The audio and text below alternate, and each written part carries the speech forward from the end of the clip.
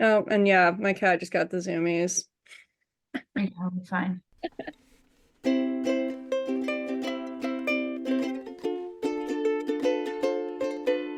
Welcome to Nerdlandia. Welcome to Nerdlandia, where the side quests are the main quest. I'm your host, Emily Case Buskirk. Did you know the word amateur actually means someone who does something for the love of it? This podcast is all about reclaiming the true meaning of the word. Thanks for being here for the first official episode of Season 1. And for the kickoff episode, I don't think there could be a more fitting topic than the artist's way. It's a book that has helped countless creatives reconnect with their inner spark through 12 weeks of journaling, introspection, and usually discussion with a creative cohort. Our guest today, Lysandra Márquez Sánchez, introduced this book to me when she convened her own Artist Way group back in 2022. I can't wait to share our conversation, so let's get into it. Lysandra is a multimedia artist who is all about the creative life. She just got done with a stint living in Mexico City and has been settling into Chicago. And I just thought she would be a perfect first guest since she introduced me to The Artist Way, which is the classic by Julia Cameron. Welcome, Lysandra. Thank you for being my very first guest. Thank you for having me. I'm so excited. What an Yeah. honor, first guest. Oh, well, thank you. To just dive right in, can you first talk a little bit about your identity as an artist, like some of the different media you prefer working in? My identity as an artist, I think, started when I was really pretty young. My mom would always encourage me to use the computer. And so I started, as most of us did, or many of us, I started on MS Paint, just drawing boats. And that was like a recurring thing. I would just draw boats and I was like, okay, got that done, out of the way. What's next? And then I just started moving on to like, I think more video games that I started seeing that it started inspiring me to like use my creativity for other things. And I have, I recall my mom buying me Print Shop, which is an old CD-ROM program that is, I think, kind of like InDesign, like a very, very early precursor kind of to like InDesign to like make pamphlets and things like that. And then I become the de facto newsletter creator at home and for church and all these other things. And I just loved it. And I became I had a vision and I had a vision. And when other people were involved, and that was my first exposure to collaborative work. And I was not very good at it then. I've become a lot better since then. But definitely loved just even volunteering to design things very early on. And I think that's now turned into my latest, I think, obsession, which is like digital collage and surrealist collage. I use Canva a lot. And I know that's not a lot of people hate Canva, either hate it or love it, but I use Canva a lot to put my little collages together. So that's been my preferred medium lately. That is awesome. I'm a huge proponent of like just use whatever is best for you. For me, like as a photographer, I've used a bunch of different cameras. But I currently don't really have the budget for anything like super amazing, but it's like you just use what you have at hand. I really love that and encourage that. So you said like boats. Why boats? I don't know. I think it was just the lines, the angle, so many angles to a boat, and I was just using like a mouse back then, and I was just drawing the boat and I like making all these sharp angles, and it was always the same boat, and I liked using the airbrush like little feature. I don't know if you remember, but it was like you were using spray paint can, and I would decorate it, Oh and then yeah. I would just delete it and start over. I love that so much. That is like bringing back tons of memories. And me, I in like high school, it was called desktop publishing at the time of like creating brochures on the computer, the emerging medium. So Yes. good stuff. So how would you like describe the artist way to someone who's never heard of it before? I would say it is a program where you explore yourself over the course of 12 weeks. You explore your inner artist and you go deep into like why you are the way you are as an artist and what brought you to that point and what could possibly be hindering you from progressing more as an artist or as a creative person. And the morning pages are involved as well. So there's a lot of journaling and getting things out onto paper. So Yeah, the morning pages, that's just like a daily morning journaling practice where you are supposed to get out of bed and go straight to your desk and write out like what, 3 pages, just by hand, whatever comes to mind. Even if you're thinking like this is dumb and I don't know what to write, you just like keep going. It's a good tool for, I think, like helping to like connect with your thoughts and creativity. So how did you first learn about the artist way?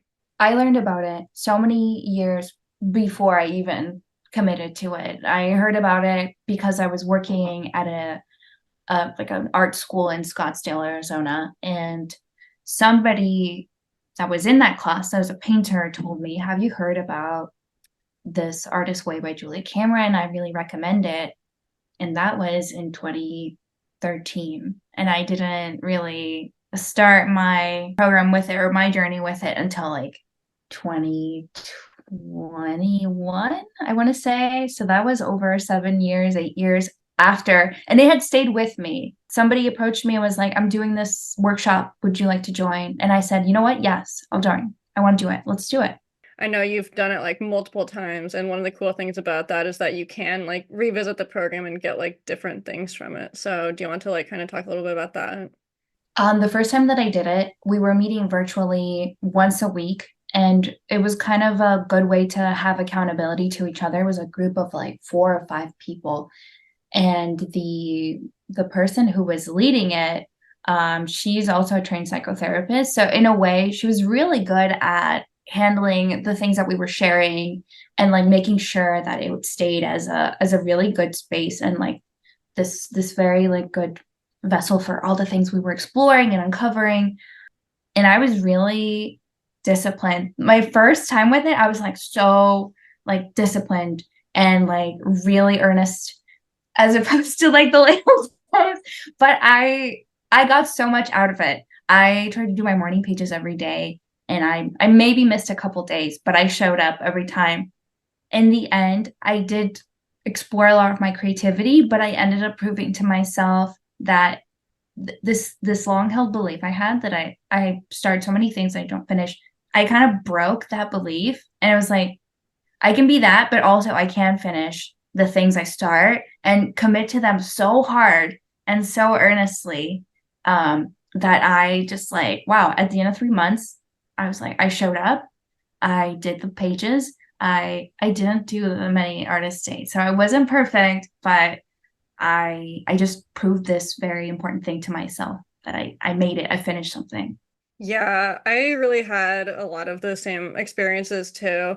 And for me, like as an artist, there's definitely been like, a lot of projects that I start that it's like, you decide to end it or quit doing it. And I think before I went through like the artist way myself, I kind of saw them as like failures, I think, because we're sort of conditioned to believe, I don't know, you're just supposed to like start a thing and then like 20 years later, like master it and become like super famous for the thing and make a ton of money. And just really getting to like reframe like what a successful creative project meant has helped me a ton, like as an artist. I've done these things and maybe they like inspire like future projects, or maybe I like learned something on the way, or maybe I just like made something that I enjoyed, and like that's successful in its own way as well. No, I completely agree. I think that a lot of us, I think it's a universal experience where there's so many of us, and we think that no, other people aren't like me. They finish everything they start. And look at this creative person that is like my hero or my idol or someone I look up to. They finish things they start until you read their autobiography or their memoirs or something. And then you like hear about all these like stunted projects or projects that never got finished or never saw the light of day, books, manuscripts that never got published. You're like, wow, they're really just like me.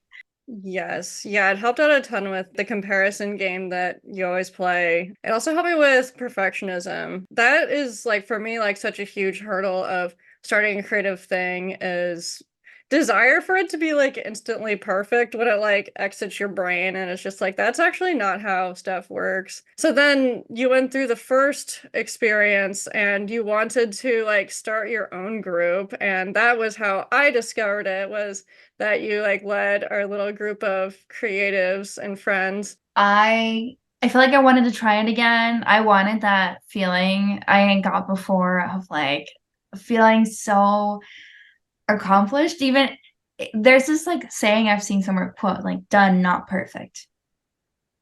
And I wanted that feeling again of done. No, it wasn't perfect, but it's done. And I was like, well, I asked the person that led the previous group if she was going to do it again, and she was like, "I'm not sure. They take a lot of time, so I want to make sure that I do them at a time that's best for me." And I said, "Totally." So then I was like, "Well, you know what? I can take matters into my own hands and do it on my own, and just create another group, and it's going to be different people to try and go through this journey with again." So then I just kind of put the call out on Instagram and saw if anybody would be interested. And to my surprise, a lot of people were interested. So I know, because it was like, what, maybe 5 or 6? I'm trying to remember off the top of my head, but it was like a good group. And that's another thing I love about this book, is that you can do it by yourself. You don't need to do it with other people. You don't have to like have that condition. But to me, having the creative support and community and like encouragement and just like that safe space to like be vulnerable and talk about these things that are like plaguing you as an artist and holding you back is like a really big part of that healing. So just having like other people around to just like kind of like be your cheerleaders and for you to do the same for them is such a wonderful experience. And also to have people like in other cities too. Like for me, I really liked that sense of connection. yeah, I was really surprised at who wanted to participate. Well, mostly because I thought, oh, I don't think that anybody's gonna want to do it. And in the end, I'll just do it myself, and that'll be a new experience, and I'll learn from that. But I was surprised at the turnout, and I was happy that there were things to connect us all, and what we were all doing. Definitely the second time for me was not as disciplined as the first, but I enjoyed the process so much more because I was like, okay, this is my little baby, and I want to see it get to the finish line and be at the end of our 3 months. And like we all just did this together in our own ways. Yeah. And I mean, I'm still like connected with some of the people I met in that group who I wouldn't have met otherwise. So another thing about the book is the artist date, and that might be something people have kind of heard about a little bit. And that is like maybe one of my favorite parts personally. Every single week, you're supposed to like set aside some time, maybe an hour, maybe more than that. It's called like taking your artist on a date. So like your inner creative self. So just do something that inspires you. It can definitely be something like kind of unusual, like maybe you've never been to the ballet, but you're kind of curious about it, so you like get tickets for like just like a local show or something. And maybe it's even just like going on a walk in a park with some pretty scenery that inspires you. I just really like the intentionality of it. I really like the fact that you can not spend any money at all, or you can like splurge on yourself. It's really like choosing an adventure, but it's an opportunity to just have some different experiences. Do you have any favorite artist dates that you got to go on? So the artist date was something that I struggled with a lot because I had a really tough time extricating the artist date from consumerism for myself. Like, oh, it's an artist date. I have to buy something for myself. I have to purchase an experience as opposed to like sit with an experience or just take in or be a witness. And I think one of the ones that I remember most is just going into an art store and seeing all these art supplies. And it was kind of overwhelming because I was like, uh, that's like expectation of I have to buy something and then I have to make something with it. And so I went and I sat there and I just looked around and I looked at all these like things and supplies that I hadn't even heard of. And I can't even remember I might have bought a notebook and I took that home and I was like that, but I played it safe. I just bought a notebook and I went home and I got a nice new pen and that was about it. We had a wonderful conversation in the group about like, yes, like use the stickers, like use the cute Yes. pens and erasers. We set this like weird limit on ourselves of like you have to wait for the perfect moment, and it's like the perfect moment happens because you make it happen. And that was like such a wonderful I think like collective realization for us all. You're given permission to do this and to enjoy this and to like use the cute stickers that you're like saving for like who knows what. Right. I forgot about that. The Yeah. stickers. That was during my second round. I did like intentionally seek out like very special stickers, and I've bought special stickers since then. I just like put them on things, and now I'm like, yeah, I can just put them on things, and I can just buy more stickers, and that's okay. Yes. Another thing that reminds me of is like in the book, Julia like talks about how like your inner artist really is like your inner child. And so if the stuff we're talking about like sounds kind of childish, embrace it. I think really like just reconnecting with that inner sense of like wonder and playfulness and spontaneity is extremely important to like being a creative and like being open to like just like the whimsy of it, I guess. No, 100%. I think it was one of the weeks that we explored the ways that our inner child had been like told no, or you can't do things like that, or you have to do things this way, and kind of unpacking that and realizing like, no, you're the adult now. You get to decide what you do or you don't want to do, and in which way you do it. I remember I like recorded some stuff on my flute because I love playing the flute, but it's really hard for me to do that. But I'm not like in a musical ensemble, so I like recorded some stuff just for fun, and I sent it to my pen pal and she thought it was beautiful. So it's just like, oh, So awesome. it was really great.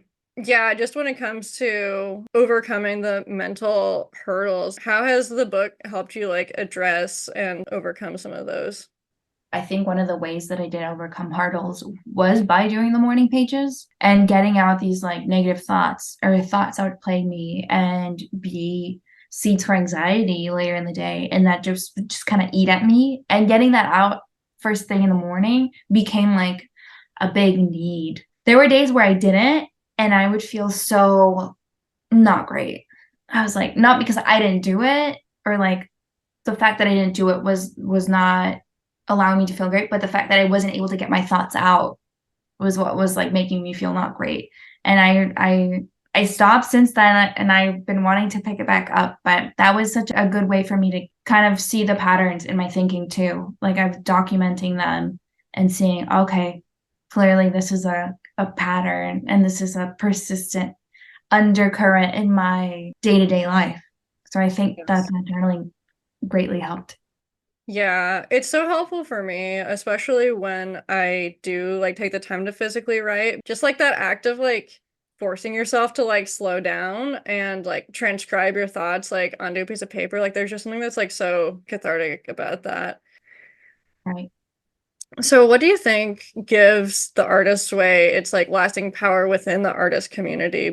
I think it's like when you do it with other people, it is, I feel like witnessing the transformation and recording that for yourself. I think that's why it gives us its lasting power, is like when you take the time to be present in your journey, and you have to be when you're doing the morning pages, because as you said, it takes us longer to write than it does to think. So you're forced to be present, you're forced to be in the moment. There's this like theory about time that when you're like present, time goes by slower, and when you're not, it just goes by in a blip. When you're going through this program, that forces you to slow down, and in a way it feels like time does slow down, and it's just seared into your mind. And I think it's just like something you can't forget that you did, and you, I think, recall the good parts of it. And I think that's what it gives it its lasting power. And the way, I think that the way that people talk about it also, when you hear it from someone else, the first time I heard it from someone else, it was like somebody with twinkles in their eyes, like telling me how awesome this book was. And I was like, wow, it must be very good. But in that moment, I don't think I was ready to take on that journey and challenge until later. And so I think you start when you're ready to accept the challenge. Yeah. there's just something about it that does force you to like be intentional and be present. And so I think just that like conscious like intentionality is pretty counter to how we experience life most of the time. So yeah, I think that that's like one thing that does make it special. I think the other thing is just that like she provides like a template, and like people get different things from it, but everybody has, like a teacher in elementary school who told them they were bad at something, and like for whatever reason that like stuck with you until you're an adult. Everybody has these universal experiences. So I think that she does such a great job of just kind of speaking to those universal experiences, and like people can respond to them however they want and interact with it how they want. But yeah, there's just like something about it that is just very relatable for like all artists. I completely agree. She's really nailed it. What would you say is like the importance of creative community, whether it's like a book club like this or like, something else, like where you are all working in the same medium or whatever it is? I think that listening is so important. Taking the time to sit with others and listen to them and listen to how so many times they're often going through the same things you are. And to feel like that validation, I think that's what's so important is the validation in your experience and in how you're feeling in your struggles and successes when you're doing it with a community is so powerful. That validation can lift you so much higher. And so that's why I like doing it with a group of people. During the time when you were like leading the book club, you were living in Mexico City. You've since moved to Chicago. So how has that been? And like, how has Chicago like been inspiring you creatively? Okay, so the transition, my partner and I decided to move to Chicago and kind of settle into a more permanent spot. And we decided on Chicago because there's public transport, there's a lot of art museums, and we're both big fans of like being surrounded by art and beautiful things. And I think there's nothing quite like the Chicago skyline, and New Yorkers might have a different opinion about that, but I don't think you can compare the Chicago skyline and being able to just you're walking through downtown through the loop, and if you allow yourself to take a moment and like take in like all the buildings and all the intricate details and appreciate them, you're like, wow. Every day I walk through these streets that are lined with beautiful buildings, and somebody had this vision, and that vision was brought to life. And that's pretty cool. And so that's something that I really appreciate and inspires me that when you have a vision, I think you can get people to buy into that vision and then help you bring it to life. And it doesn't happen just one person, like it happens with a group and a community of people. Absolutely. Chicago does have amazing architecture. Like when I was Yeah. in grad school, I got to go to Chicago for a conference, and we like went on this architecture tour. I think we were like in a boat even. And they were like talking about the buildings. I'm just like, oh my gosh, like I had no idea. Also, I don't know anything about architecture, so it wouldn't be something that I would have noticed necessarily, but it was so cool, like learning about that history. So, what are some ways that, you have been able to apply like the lessons from the artist way to your daily life? It's something that you can't extricate from yourself after you do it. And that it always for good and bad is like there as a constant reminder of like, why not try something different? Why not try something new? Why not explore that avenue? And as a result of it, I feel like I'm more open to experiences and learning about other things. I signed up for a sewing workshop while I was in Mexico City, and we were doing the artist way. That was something I forgot. That's something that happened during that time, and I had been wanting to do it for so long. I relearned how to sew and made things, and that is so I think rewarding is to make things and see them brought to life, or like you put in the work to make this skirt or this shirt or something. And if when you have a vision, you can also have the ability to bring it to life. Nowadays, I think I'm exploring it. I just signed up for a pottery making class, and that has been on my to-do list for so long. And somebody at work brought it up and was like, "Do you want to sign up for this?" And I was like, "Yeah, you know what? Why not? Let's do it." And then we had the notification to sign up, and those things fill up really fast. So we were like, "Oh, let's do this one, this one, this one."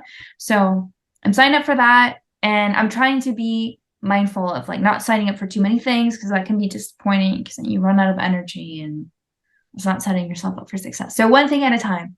And Oh, I think that, totally. yeah, that's how Yeah, I set myself up. I can't wait to see the pottery creations. I love throwing pots. It's one of those things that's very hard to do if you don't have like the kiln and everything. So Right. super stoked about that. And I'm really glad that you brought up the sewing class. What kinds of things did you get to make? I made an A-line skirt, a shirt, like a button-up shirt. And the thing is that when I was in the workshop, I had access to a sewing machine in class, but then we had homework projects. And I didn't have a sewing machine at home, but I was still needed to do my homework to get to the next, to be able to pass to the next lesson, the next class. And so they were like, yeah, you get a sewing machine or you sew by hand. So I had to sew all this shit by hand. And I was like, oh my God, this is taking forever. But I was determined. So I sewed like a button-up shirt by hand, every stitch so present. I had to be. Otherwise, you like hurt yourself or you make a wrong stitch and then it turns out not so pretty. But I had to do that a couple of times. That is incredible. I feel like that's like a good like metaphor for the creative life too, of like some parts of it, yeah, like they can feel like tedious and like you can't really necessarily see the end goal, but you just like keep going because you know on some level that like the end result is gonna be awesome, even though you don't know exactly what it's gonna look like. So I think that's what's always so exciting about the creative process. So in a way, like the artist way kind of like helped inspire us to make it through that. Because I did have like some bigger projects I was like working on along the way. But again, I just really love that the artist way like doesn't really differentiate of like, oh yeah, you better work on the stuff that's gonna help your career. Like, Right. no, it's like very much like do that thing that you've always been interested in. Like you don't know anything about it. That's okay. You can like learn along the way. It's like been very good to my perfectionist self. Do you have any like current, either creative endeavors or creative goals for 2024? You know what? I think this might be controversial, but I'm really inspired by George Santos's plight. Like that really goes to prove that when you set your mind to something, you can get to achieving goals. I don't think that he went about it the right way, but I think the way he's coming out of it, he's like doing all these cameos that are very encouraging to people of like, don't let anything get you down. Slay the day. There's no such thing as diva down. There's only diva up. And as deluded as that is, I was like, you know what? That's so right. That sentiment is so right. Diva up. You can get inspiration anywhere.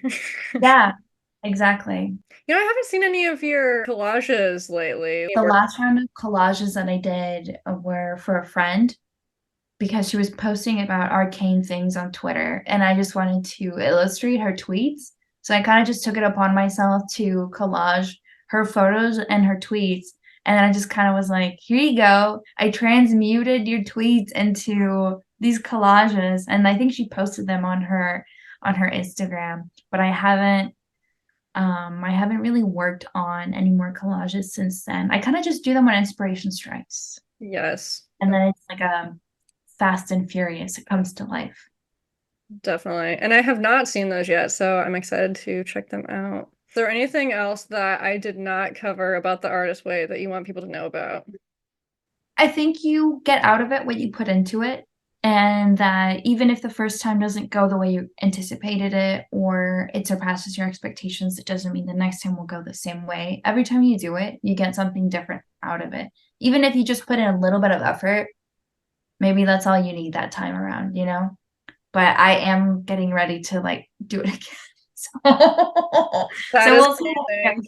What is your favorite thing right now? What's been sparking joy lately is scent. I'm really focused on exploring scent, whether that's through perfumes or food or just my surroundings.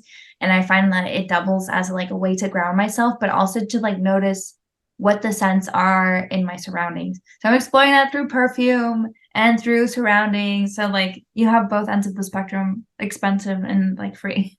So I'm really into scent lately. I love that. I have a candle right next to me right now that's French press scented. It's by Wax Buffalo out of Lincoln. What is your favorite perfume of the moment? It is called Juliet Has a Gun, Lust for Sun. And I've recently discovered I'm partial to like citrus. Like citrus really brings me it grounds me, that citrus, that like sharp citrus smell. So that one has like floral and citrus to it. Ooh, that sounds really good. I love citrus so much. My Spotify top artist was Joe Hisaishi. So he is the composer for Studio Ghibli soundtracks. Yes. And that's partly because I listen to music at work a lot, and since I write, then I need instrumental music that doesn't have lyrics. But it's also because he just launched an album called A Symphonic Celebration. That's a collaboration with the Royal Philharmonic Orchestra, I believe. And it is incredible. So there's a new Studio Ghibli movie that just came out, The Boy and the Heron, and Yes. can't wait to see that. Yes, Robert Pattinson is doing some voice work for that, and so Yes. Willem Dafoe. I'm so excited. Yeah, Robert Pattinson's doing the Heron, and from the trailer I saw, he is totally killing it. So pretty amazing. Thank you so much, Lysandra, and it was just wonderful to get to recap The Artist's Way and hear about your own experiences with it, and I hope the next go around is just as productive and exciting and supportive for your inner artist. Thank you. Thank you for having me. And that concludes our first episode of Season 1. It was so much fun reminiscing with Lysandra about our Artist's Way experience, and I didn't realize she was gearing up to do it again, so that actually worked out super well. You really can get something new from the book with every read-through.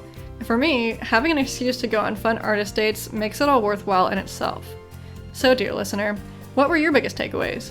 Share your thoughts by emailing nerdlandia.podcast@gmail.com or finding us on Instagram or Facebook. And consider sharing this with one person who you think would enjoy the episode. Coming up next, a conversation with Rory Jean Sykes, self-described jack of all trades, and she really takes that phrase to heart. She's a full-time painter who draws inspiration from lots of different hobbies. She plays in 2 bands, does crocheting on the side, and is also into powerlifting. It was such a fun conversation, so tune in January 10th for that episode. Catch you next time on Nerdlandia. Nerdlandia is hosted, produced, and edited by Emily Case Buskirk. Theme song and ending credit music by Keith West. Additional music by Music L Files on filmmusic.io.